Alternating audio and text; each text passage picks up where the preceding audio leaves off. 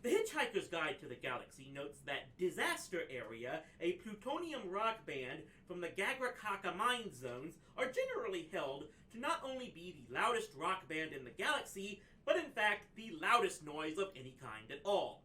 Regular concert goers judge that the best sound balance is usually to be heard from within large concrete bunkers some 37 miles from the stage, while the musicians themselves play their instruments by remote control from within a heavily insulated spaceship which stays in orbit around the planet, or more frequently around a completely different planet.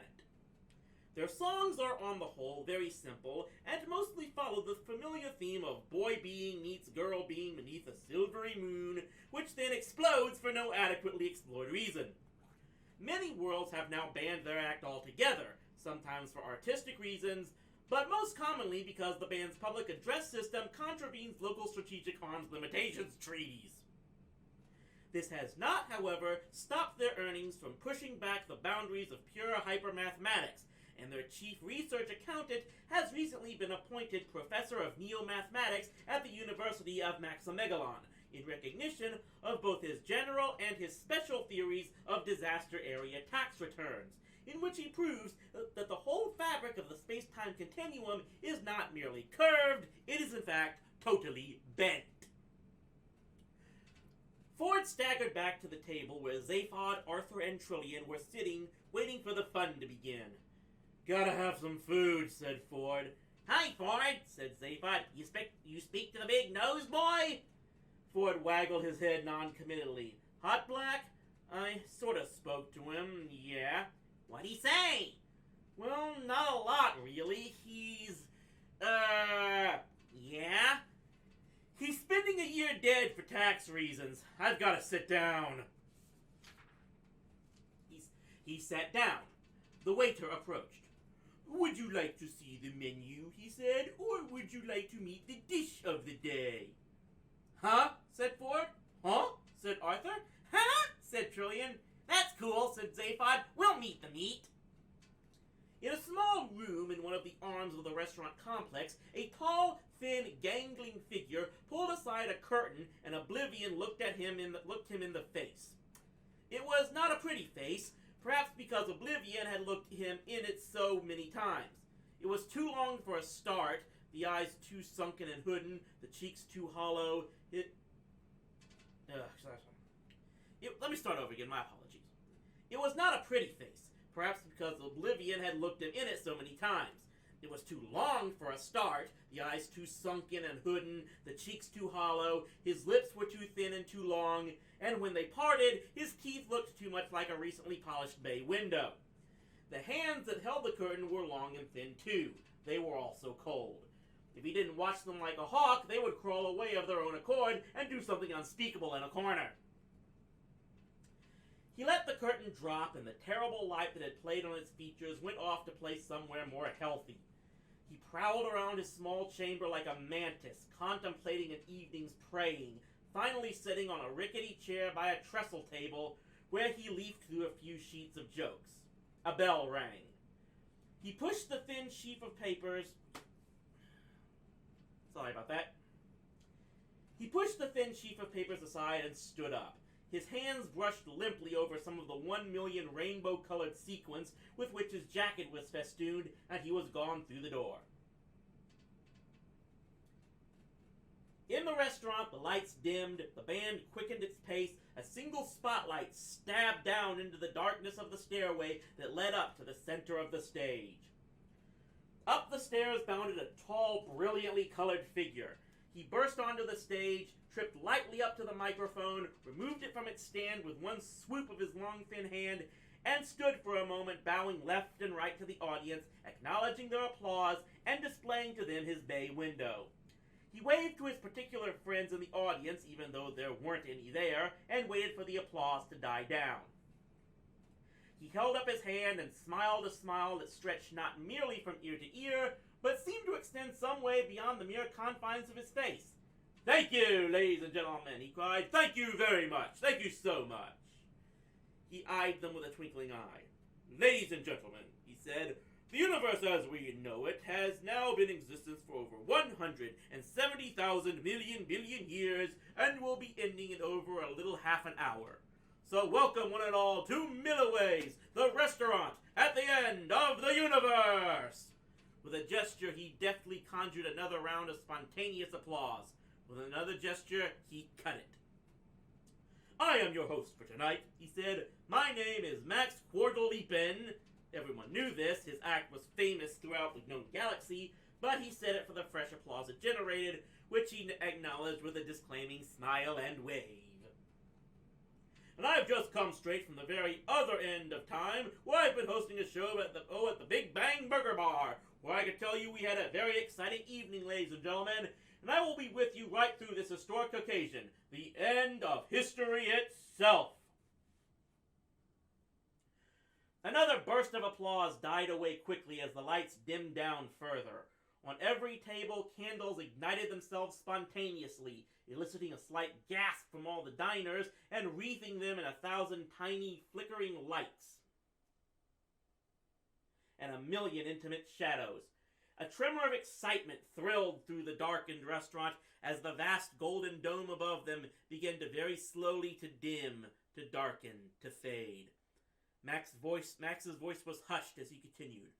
"So, ladies and gentlemen," he breathed, "the candles are lit, the band plays softly, and as the force-shielded dome above us fades into transparency, revealing a dark and sullen sky hung heavy with the ancient light of livid, swollen stars, I can see we're all in for a fabulous evening's apocalypse." Even the soft tootling of the band faded away as stunned shock descended on all those who had not seen this sight before. A monstrous grisly light poured in on them. A hideous light. A boiling pestilential light. A light that would have disfigured hell. The universe was coming to an end. For a few interminable seconds, the restaurant spun silently through the raging void. Then Max spoke again.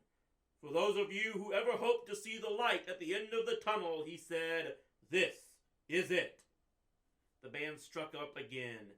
"Thank you, ladies and gentlemen," cried Max. "I'll be back with you again in just a moment, and meanwhile I leave you in the very capable hands of Mr. Reg Nullify and his cataclysmic combo. Big hand, please, ladies and gentlemen, for Reg and the boys." The baleful turmoil of the skies continued. Hesitantly, the audience began to clap, and after a moment or so, normal conversation resumed. Max began his round of the tables, swapping jokes, shouting with laughter, earning his living. A large dairy animal approached Zaphod Beeblebrox's table, a large, fat, meaty quadruped of the bovine type with large, watery eyes, small horns, and what might almost have been an ingratiating smile on its lips. "Good evening," it lowed, and sat back heavily on its haunches. "I am the main dish of the day. May I interest you in parts of my body?" It harumphed and gurgled a bit, wriggled its hind quarters into a more comfortable position, and gazed peacefully at them. Its gaze was met by looks of startled bewilderment from Arthur and Trillian, a resigned shrug from Ford Prefect, and a naked hunger from Zaphod Beeblebrox. "Something on the shoulder, perhaps?" suggested the animal, braised in a white wine sauce. Your shoulder?" said Arthur in a horrified whisper. "But naturally my shoulder, sir," mooed the animal contentedly. "Nobody else's is mine to offer." Zaphod leapt to his feet and started prodding and feeling the animal's shoulder appreciatively. "Or the rump is very good," murmured the animal. "I've been exercising it and been eating plenty of grain, so there's a lot of good meat there." It gave a mellow grunt, gurgled again, and started to chew the cud. It swallowed the cud again. "Or a casserole of me, perhaps?" "You mean this animal actually wants us to eat it?" whispered Trillian to Ford. "Me?" said Ford with a glazed look in his eye. "I don't mean anything." "That's absolutely horrible!" exclaimed Arthur. The most revolting thing I've ever heard. What's the problem, Earthman? Said Zaphod, now transferring his attention to the animal's enormous rump. I just don't want to eat an animal that's standing there inviting me to, said Arthur. It's heartless. Better than eating an animal that doesn't want to be eaten, said Zaphod. That's not the point, Arthur protested.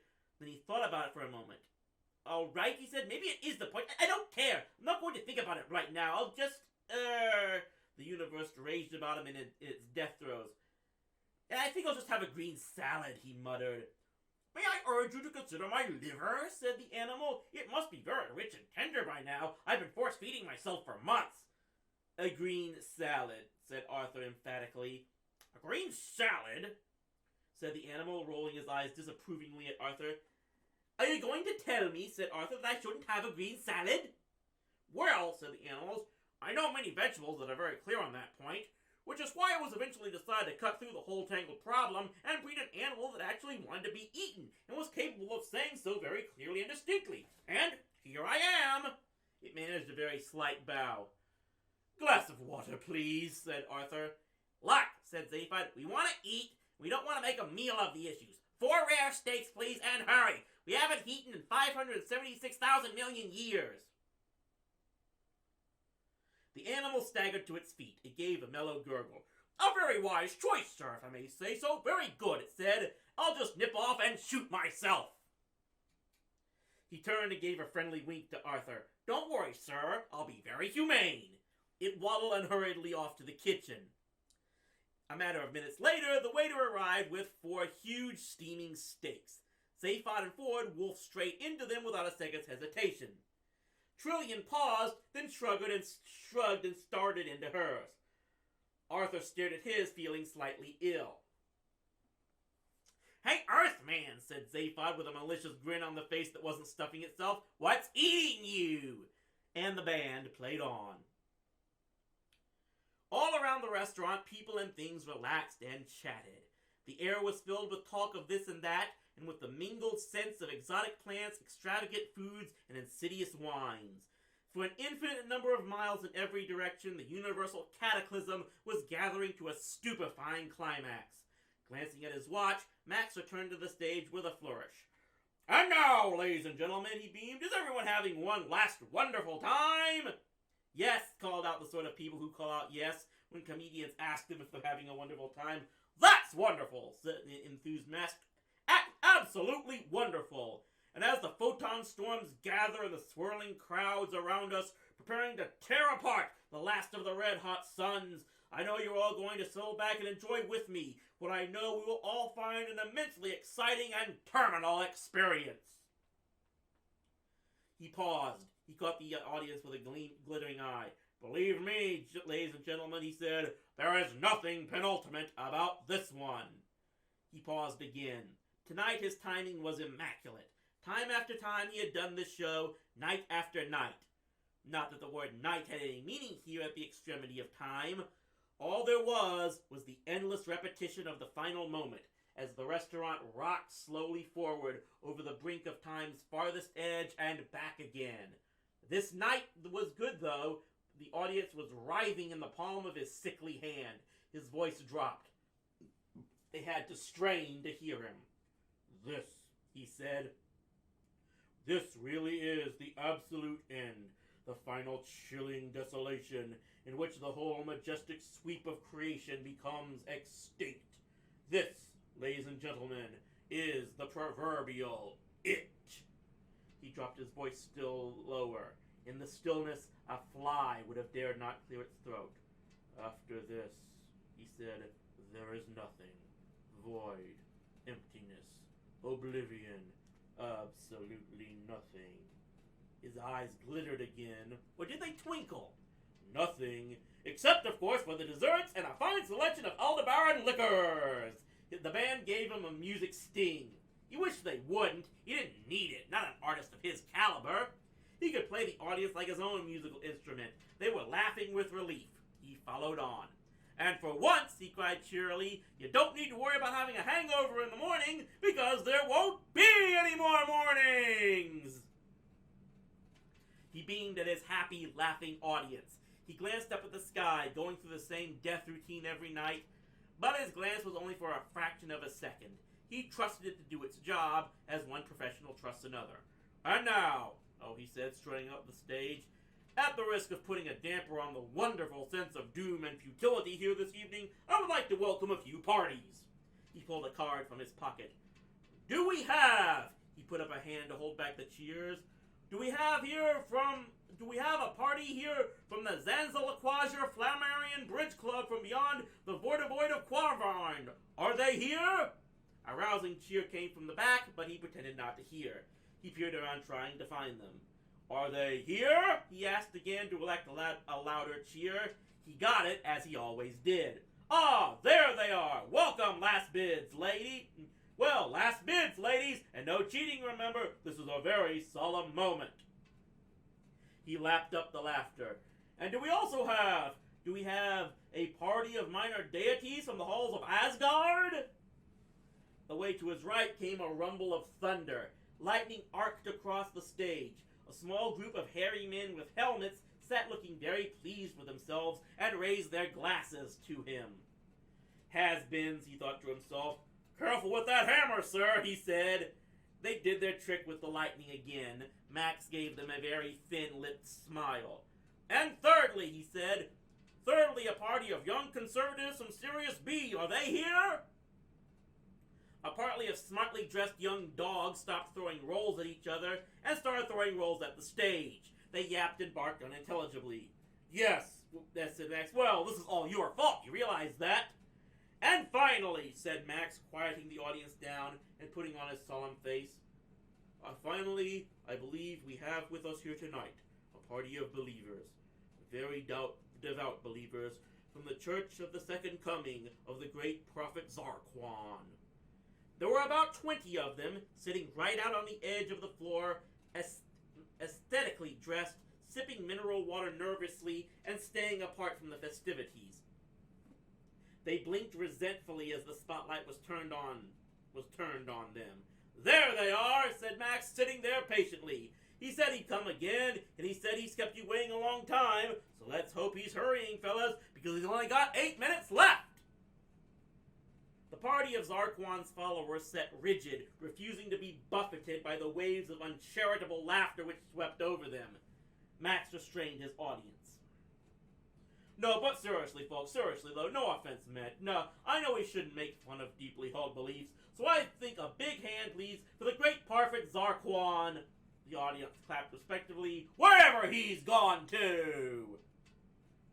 He blew a kiss to the stony-faced party and returned to the center of the stage.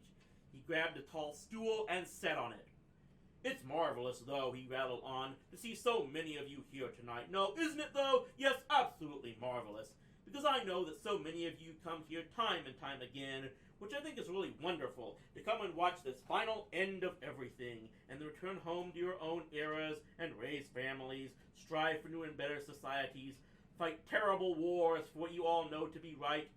It really gives one hope. It really gives one hope for the future of all life kind. Except, of course, he waved at the blitzing turmoil above and around them, that we know it hasn't got one! Arthur turned to Ford. He hadn't quite got this place worked out in his mind. Look, Shirley, he said, if the universe is about to end, don't we go along with it? Ford gave him a 3-pan-galactic gargle blaster look. In other words, a rather unsteady one. No, he said. Look, as soon as you come into this dive, you get held in this sort of amazing force-shielded temporal warp thing, I think. Oh, said Arthur. He turned his attention back to a bowl of soup he managed to get from the waiter to replace his steak. Look, said Ford, I'll show you. He grabbed a napkin off the table and fumbled hopelessly with it. Look, he said again, imagine this napkin, right, as the temporal universe, right, and this spoon as a transductional mode in the matter curve. It took him a while to say this last part, and Arthur hated to interrupt him. That's the spoon I was eating with, he said. All right, said Ford, imagine this spoon. He found a small wooden spoon on a tray of relishes. This spoon, but found it rather tricky to pick up. No, better still, this fork. Hey, would you let go of my fork? Said Zaphod. All right, said Ford. All right. Why don't we just say that this wine glass is the temporal universe? What? The one you just knocked on the floor? Did I do that? Yes. All right, said Ford. Forget that. I mean, look. Do you know how the universe actually began for a kickoff? Probably not, said Arthur, who wished he'd never embarked on any of this. All right, said Ford. Imagine this, right? You get this bath, right? A large round bath, and it's made of ebony. Where from? Said Arthur. Harrows were destroyed by the Vogons. Doesn't matter, so you keep saying. Listen. All right. You get this bath. See, imagine you've got this bath, and it's ebony, and it's conical. Conical? Said Arthur. What sort of It's conical. So what you do is, you see, you fill it with fine white sand, all right, or sugar. Fine white sand and or sugar, anything. Doesn't matter. Sugar's fine. And when it's full, you pull the plug out. Are you listening? I'm listening. You pull the plug out, and it just twirls away, you see, out of the plug hole. I see. You don't see at all. I haven't got to the clever bit yet. You want to hear the clever bit? Tell me the clever bit. I'll tell you the clever bit. Ford thought for a moment, trying to remember what the clever bit was. The clever bit is this. You film it happening. Clever, agreed Arthur. You get a movie camera, and you film it happening. Clever? That's not the clever bit. This is the clever bit. I remember now that this is the clever bit. The clever bit is that you then thread the film in the projector backward. Backward? Yes. Threading it backward is definitely the clever bit. So then you just sit and watch it, and everything just appears to spiral upward out of the plug hole and fill the bath. See? And that's how the universe began, is it? Said Arthur. No, said Ford, but it's a marvelous way to relax. He reached for his wine glass. Where's my wine glass? He said. It's on the floor. Ah. Tipping back his chair to look for it, Ford collided with a small green waiter who was approaching the table carrying a portable telephone. Ford excused himself to the waiter, explaining that it was because he was extremely drunk. The waiter said that was quite all right, and that he perfectly understood. Ford thanked the waiter for his kind indulgence, attempted to tug his forelock, missed by 6 inches, and slid under the table. Mr. Zaphod Beeblebrox? Inquired the waiter. Yeah? Said Zaphod, glancing up from his third steak. There is a phone call for you. Hey, what? A phone call, sir. For me? Here? Hey, but who knows where I am? One of his minds raced. The other dawdled lovingly over the food it was still shoving in. Excuse me if I carry on, won't you? Said his eating head and carried on. There were now so many people after him he'd lost count. He shouldn't have made such a conspicuous entrance. Hell, why not, though, he thought. How do you know you're having fun if there's no one watching you have it? Maybe someone here tipped off the Galactic Police, said Trillian. Everyone saw you come in. You mean they want to arrest me over the phone? Said Zaphod. It could be. I'm a pretty dangerous dude when I'm cornered. Yeah, said the voice from under the table. You go to pieces so fast, people get hit by the shrapnel. Hey, what is this, Judgment Day? Snapped Arthur. Do we get to see that as well? Said Arthur nervously. I'm in no hurry, muttered Zaphod. Okay, so who's the cat on the phone? He kicked Ford. Hey, get up there, kid. I may need you. I am not, said the waiter, personally acquainted with the metal gentleman in question, sir. Metal?